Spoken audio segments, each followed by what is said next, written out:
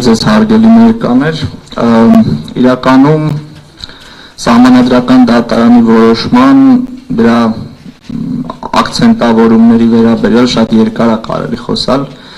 Ես կփորձեմ հնարավորինս կարճ ժամանակահատվածում տեղավորվեմ, հաշվի առնելով նաև այն, որ մեր միջոցառումը սահմանափակ ժամկետով է։ Նախ ինչ ասել սահմանադրական դատարանը իմ կարծիքով հնարավոր է, որ իմիջիայլոց այն ինչ որ ես ասում եմ իմ կարծիքն է, հնարավոր է, որ գործընկերներիցս որոշները օրինակ ինձ հետ այնքան էլ համամիտ չլինեն։ Ես այսպես եմ մեկնաբանում սահմանադրական դատարանի որոշումը։ Սահմանադրական դատարանը սահմանել է, որ այն դեպքերում, երբ որ անձի նկատմամբ հարուցվում է ապօրինի ծագում ունեցող գույքի բռնագանձման վարույթ ուսումնասիրություն, հիմքում դնելով անձի մեղադրյալ լինելը կամ քրեական գործի հետ որևէ կապ ունենալը, այդ դեպքերում առավելագույնը բռնագանձման է ենթակա այն գույքը, որը ողջամտորեն կապ ունի համապատասխան այն հանցանքի հետ, որով որ անձը ներգրավել է օրինակ ի սկզբանե որպես մեղադրյալ։ Ողջամտորեն կապ ունի ասելով, ես օրինակ անձամբ հասկանում եմ, որ ամենակիչը մեղադրյալ ներգրավելու մասին որոշման մեջ կամ առաջադրված մեղադրանքում պետք է օրինակ բռնագանձման ենթակա համապատասխան գույքի վերաբերյալ առկա լինի որևէ նշում, առկա լինի որևէ այսպես վարկած, որ գույքը հանցավոր գործունեության արդյունքում ստացված գույք է կամ հանցավոր եկամուտներով ձեռք բերված գույք է։ Ավելին, սահմանադրական դատարանը սահմանել է, որ համապատասխան հանցանքը, որը թույլ է տալիս անձից գույք բռնագանձել, պետք է լինի այնպիսին, որ ողջամտորեն հնարավորություն, օբյեկտիվ դիտորդի մոտ ստեղծի այն պատկերացումը, որ այդ հանցանքից հնարավոր էր համապատասխան չափով ապօրինի եկամուտ գեներացնել։ Այսինքն նայեք, օրինակ, եթե անձին մեղադրյալ են ներգրավել $300 կաշառք տալու համար, օրինակ, կամ թեկուզ ավելի մեծ չափով $1000-5000 կաշառք տալու համար։ Կաշառք տալը այնպիսի հանցագործություն չի, որից որ դու գումար ես ստանում։ Կաշառք տալը այնպիսի հանցագործություն է, ասենք շատ առերևույթ էլի, որից որ դու այդ գումարը կորցնում ես։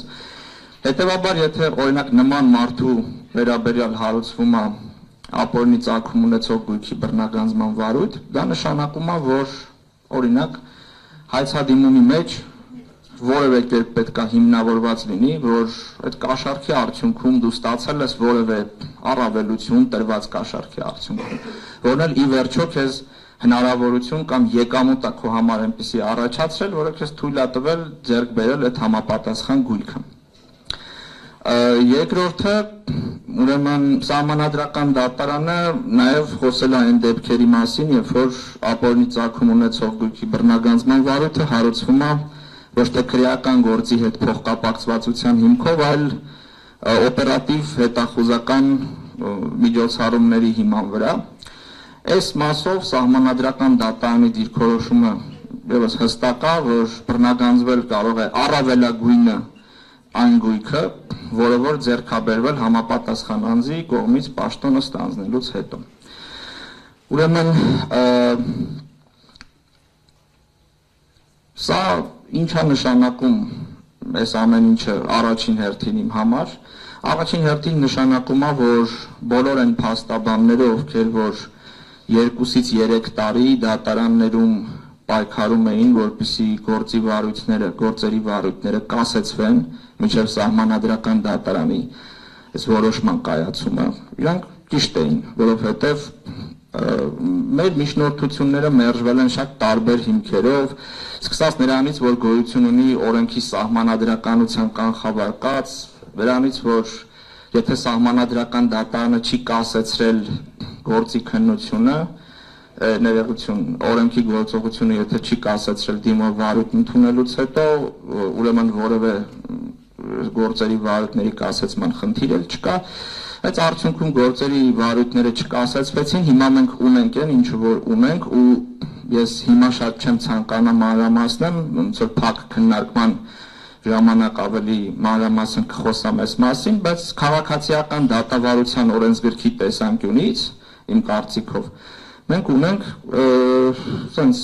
անլուծելի իրավիճակ։ Հիմա դատարանների առջև դրված է այնպիսի խնդիր, որոնք իրենք օրինաչափ ձևով, օրինական ձևով չեն կարողանալու լուծեն։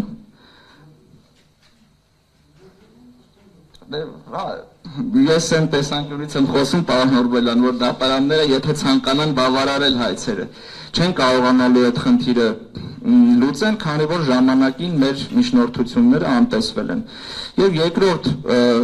շեշտադրումը, որ կցանկանայի անել ու դրանից հետո արդեն խոսքը կփոխանցեմ գործընկերներիս, դա նայա, որ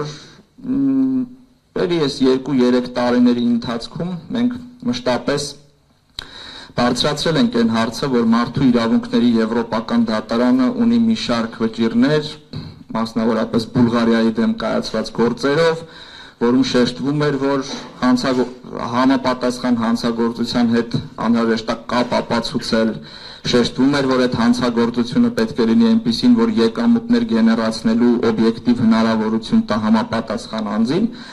Կրկին մեզ երբևէ չեն լսել եւ ավելին ասեմ, այսօր գոյություն ունեն շատ երկար վերլուծություններ որոշ դատական ակտերում արդեն կայացված, որում դատավորները հիմնավորել են, թե ինչու Բուլղարիայի հետ կապված միեդի գործերը կիրառելի չեն։ Իսկ կա երկար վերլուծություններ, որտեղ դատավորները հիմնավորել են, որ դրանք կիրառելի չեն, հիմա պարզվեց, որ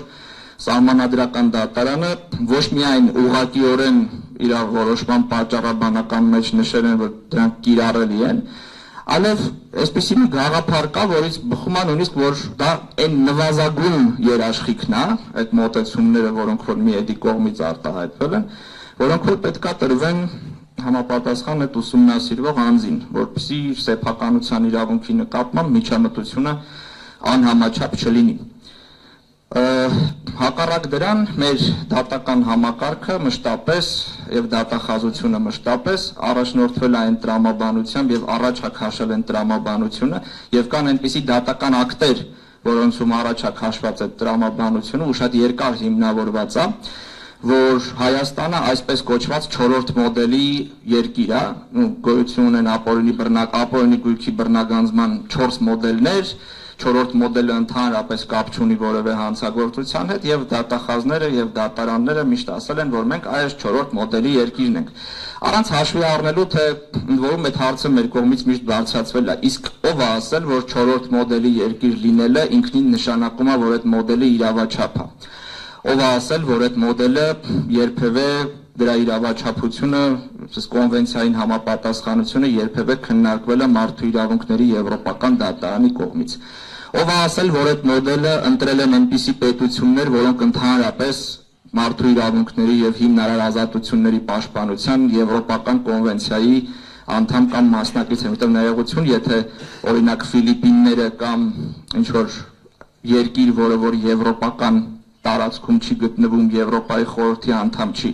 ունի ինչ որ մի մոդել, դա դեռ չի նշանակում, որ այդ մոդելը կարելի է ուղղակի sense ворթեգրել ու բերել, ասել, որ դե նորմալ է, սա միջազգային փորձ է, մենք էլ ընտրել ենք այս փորձը։